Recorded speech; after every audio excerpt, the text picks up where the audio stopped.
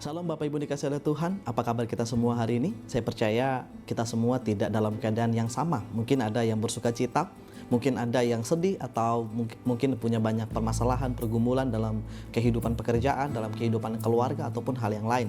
Tetapi apapun keadaan kita pada saat ini, saya ingin menyampaikan pesan firman Tuhan kepada kita yang terambil dari Yohanes pasal 8, ayatnya yang ke-58. Demikianlah firman Tuhan. Kata Yesus kepada mereka, sesungguhnya aku berkata kepadamu, sebelum Abraham ada, aku telah ada. Bacaan ini tidak sekedar muncul begitu saja. Yesus tidak sekedar mengucapkan kalimat itu karena sekedar disampaikan, tapi ada satu konteks yang mengikutinya, di mana terjadi perdebatan antara Yesus dan orang-orang Yahudi, di mana orang Yahudi mengatakan bahwa mereka adalah keturunan Abraham. Lalu Yesus mengatakan bahwa Abraham aja bersuka cita melihat harinya Yesus, di mana Yesus berinkarnasi menjadi manusia, kemudian Yesus juga melakukan penyelamatan karya itu. Dan orang Yahudi menjadi kaget dan berkata, bagaimana mungkin usiamu aja baru 50 tahun. Tapi Yesus mengatakan satu kalimat yang merupakan kalimat penting untuk kita pahami, dan ini merupakan salah satu landasan teologis yang cukup dalam di dalam Injil Yohanes. Yesus mengatakan sebelum Abraham jadi, aku telah ada. Ada tiga hal yang ingin saya sampaikan terkait hal ini, perkataan ini untuk kita semua. Yang pertama, kata ini ketika Yesus mengatakan aku sudah ada, itu berasal dari bahasa Yunani ego eimi, yang kalau diterjemahkan ke dalam bahasa Inggris I am. Dan kalau kita lihat juga di dalam bentuknya, itu bentuknya present. Jadi seharusnya kalimatnya sebelum Abraham jadi, aku ada, bukan aku telah ada.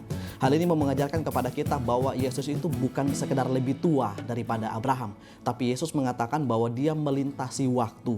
Dia tidak diukur oleh waktu. Dia ada dalam waktunya secara kekal. Itu yang pertama, dan hal ini menunjukkan bahwa Yesus adalah Allah. Yang kedua, kata ego eimi juga adalah suatu gema yang disampaikan oleh Yesus yang berasal dari Keluaran pasal 3 ayat 14, ketika Allah berkata bahwa aku adalah aku, akulah aku. Kalimat itu diterjemahkan ke dalam bahasa Yunani oleh Septuaginta ego eimi, mirip dengan apa yang dikatakan oleh Yesus, walaupun di sana ditambahkan dengan hoon, ego eimi hoon. Tetapi itu menyatakan satu hal, bahwa Yesus adalah Yahweh itu sendiri. Hal ini menunjukkan kepada kita bahwa Yesus adalah Yahweh, Bapa adalah Yahweh, Roh Kudus juga adalah Yahweh. Walaupun tidak disinggung secara demikian rupa, tetapi menunjukkan bahwa ketiga pribadi ini adalah Yahweh di dalam Perjanjian Lama. Dan apakah itu benar-benar menunjukkan bahwa Yesus adalah Allah? Hal itu ditunjukkan lagi respon atau reaksi orang Yahudi ketika mendengar ucapan ini yang saya akan bacakan di dalam ayat 59. Lalu mereka mengambil batu untuk melempari dia, tetapi Yesus menghilang dan meninggalkan bait Allah. Berdasarkan aturan dan hukuman yang ada dalam Perjanjian Lama, dalam kitab Imamat dikatakan bahwa orang yang menghujat Allah itu harus dilempari dengan batu. Ketika Yesus menyatakan bahwa dirinya itu Allah atau Yahweh, menyetarakan dirinya dengan Allah, maka orang Yahudi sangat paham dengan bahasa Yesus, dan karena itu mereka menganggap Yesus yang adalah manusia biasa itu menghujat Allah. Artinya secara tidak langsung Yesus mengklaim dirinya adalah Allah. Apa yang kita pelajari dari sini? Dari sini kita mempelajari ada dua hal yang ingin saya sampaikan kepada kita lagi. Yang pertama berbicara soal kekekalan. Herman Bavinck mengatakan bahwa hanya Allah yang kekal yang mampu menebus dosa manusia yang menyebabkan murka Allah yang kekal. Dan hanya Allah yang bisa menjadi juru selamat manusia, yang bisa menolong manusia dari dosanya. Hanya Allah yang bisa melakukan hal itu. Ada beberapa hal yang kita pelajari terkait hal ini untuk kita semua. Yang pertama adalah Allah kita adalah Allah. Yesus adalah Allah. Bagaimana kita memandang Yesus dalam hidup kita sehari-hari? Apakah kita memandang Yesus hanya sekedar pemberi pertolongan kepada kita, atau hanya sekedar penolong kita, atau hanya sekedar pribadi yang kita teladani?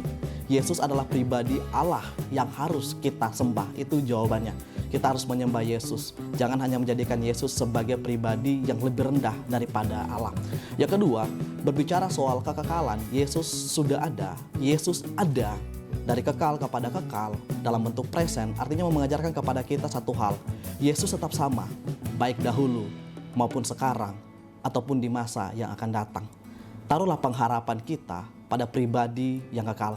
Taruhlah pengharapan kita pada pribadi yang tetap sama. Kasihnya tetap sama, kesetiaannya tetap sama, kebaikannya tetap sama. Manusia terbatas kebaikannya. Manusia punya batas dalam kasihnya. Tetapi Allah kita, Yesus Kristus, tidak terbatas. Mungkin kita pernah mengecewakan Dia. Mungkin kita pernah menyakiti Dia. Tapi Dia memiliki kasih yang tidak terbatas dan Dia tidak berubah. Kasih yang sama diberikan kepada kita ketika kita baik, juga diberikan kepada kita ketika kita berbuat dosa. Dan karena itu apapun keadaan kita pada saat ini, baik atau tidak baik, ayo kita datang kepada Tuhan yang mengasihi kita dengan cara yang sama. Dan ayo kita hidup sesuai dengan kehendaknya. Demikianlah firman Tuhan pada saat ini Bapak Ibu. Tuhan Yesus memberkati kita. Mari kita tundukkan kepala kita satu dalam doa, kita berdoa.